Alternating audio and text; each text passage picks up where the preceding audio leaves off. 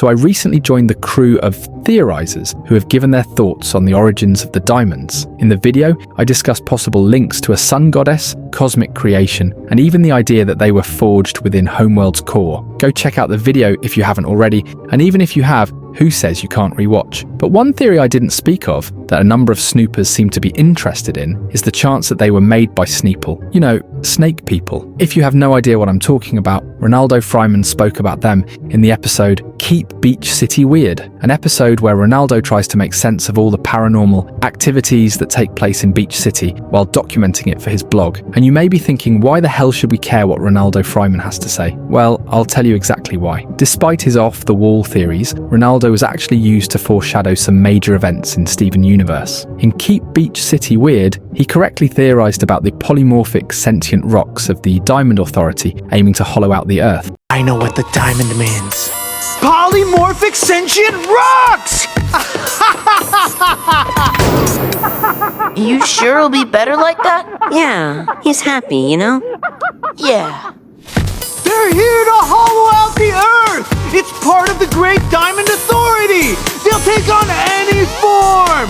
You can read all about it on my blog! This was proven true with the revelations about the cluster and Homeworld's intentions to use it as a bioweapon. Another example was when he talked about the possibility of the off-planet gems visiting Earth to snatch up humans for a human zoo. He was speaking with regards to Jasper, Lapis, and Peridot coming to Earth. While incorrect in the moment, his statement was used to foreshadow the existence of the human zoo in the first place, which we later see when Blue Diamond comes to Earth to visit Pink Diamond's palanquin and ends up taking Greg back to the zoo as a souvenir. In Can't Go Back, Ronaldo's assumption that the moon base was Steven's was pretty spot on when you consider the moon base originally belonged to Pink Diamond. Garnet's Universe is an episode where Steven concocts this wacky adventure to explain how Garnet had spent her day. In this episode, the character Ringo, who's clearly based on Ronaldo, obtains the sacred magic gem of ultimate power with a diamond structure that fits into his hole to look like a quartz gem. Sound familiar? This mirrors the way Pink Diamond hid her identity by changing the orientation of her gem. What made Ronaldo's character so effective as a foreshadowing device was that his theories were usually so ridiculous at first sight that the fans brush off whatever he says as the ramblings of a madman. The show's creators used his conspiracy theorist persona to hide major plot revelations in plain sight, knowing the audience saw him as a paranoid blogger, only to discover later that he was often surprisingly accurate about the show's deeper mysteries. This writing technique allowed Steven Universe to plant seeds for major revelations seasons in advance while maintaining the element of surprise, which served as rather enjoyable Easter eggs for over-analytical fans like myself to discover. Ronaldo could damn near have said that rose quartz was Pink Diamond and no one would bat an eye. He has a lot of that boy who cried wolf energy. Now we've established why Ronaldo is a somewhat credible source. Let's consider who these Sneople are. Ronaldo describes them as a covert group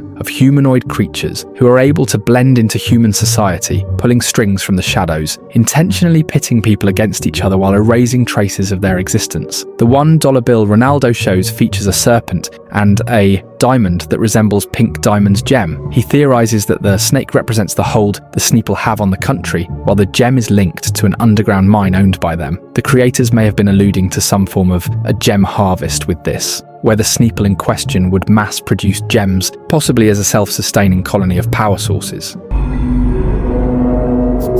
Oh my stars. You're going to harvest me? I think I'm starting to sound like Ronaldo, but I digress. We've seen gems power incredible tech and objects even while dormant. Lapis's gem powering the mirror, the gem powering the pyramid-shaped temple in the gem battlefield, the gem that powered Ronaldo's haunted tower, even the use of the cluster as a bioweapon. Maybe the Sneople created this colony with the diamonds at the top to ensure continued gem production.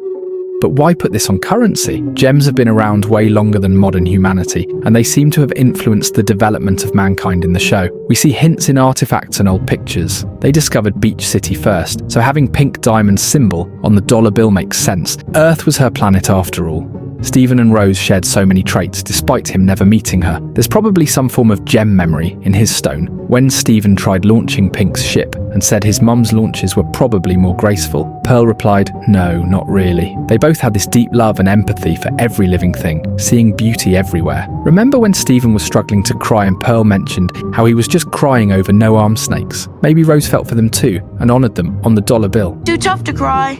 Just today you were crying about snakes. They don't have any arms.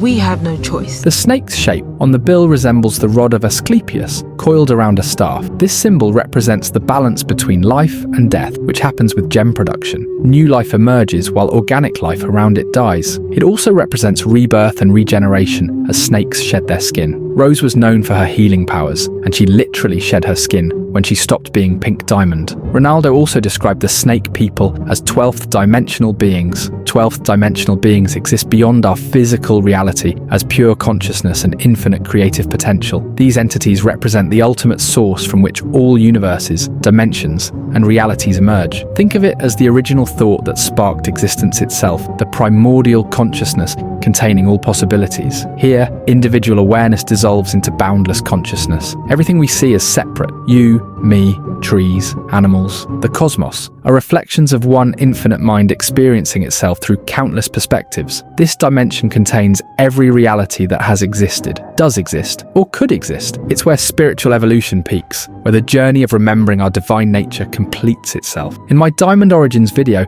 I established a number of links between Adventure Time and Steven Universe, which makes sense considering Rebecca Sugar worked on Adventure Time as a writer, storyboard artist, and composer. Shared voice actors, major wars shaping both universes, 4 governing bodies in each show, Oh My Stars versus Oh My Glob. And now even crazier, the goddess of life in Adventure Time is literally a snake person. She can sprout plants from the ground with her fluid. Sound familiar? Life appears as 2 entwined green snakes with yellow eyes, wearing a chocolate dress. She creates new life by touch and causes flora to sprout by exuding golden yellow juice from her body. She controls seasons and has power over nature, melting snow into flourishing green hills. She's a cosmic entity, like Death and Prismo, residing in her own realm. As New Death's mother, her constant work in reincarnation prevented close bonding with her son. Her design reminds me of the Caduceus, the winged staff with 2 serpents carried by Hermes. Though often mistaken for a medical symbol, it primarily represents trade, peace, and negotiation. She might also be based on Coatlicue, the Aztec mother goddess associated with life and death, depicted with a skirt of snakes and snake headdress. She's the mother of Huitzilopochtli, the god of war and sun.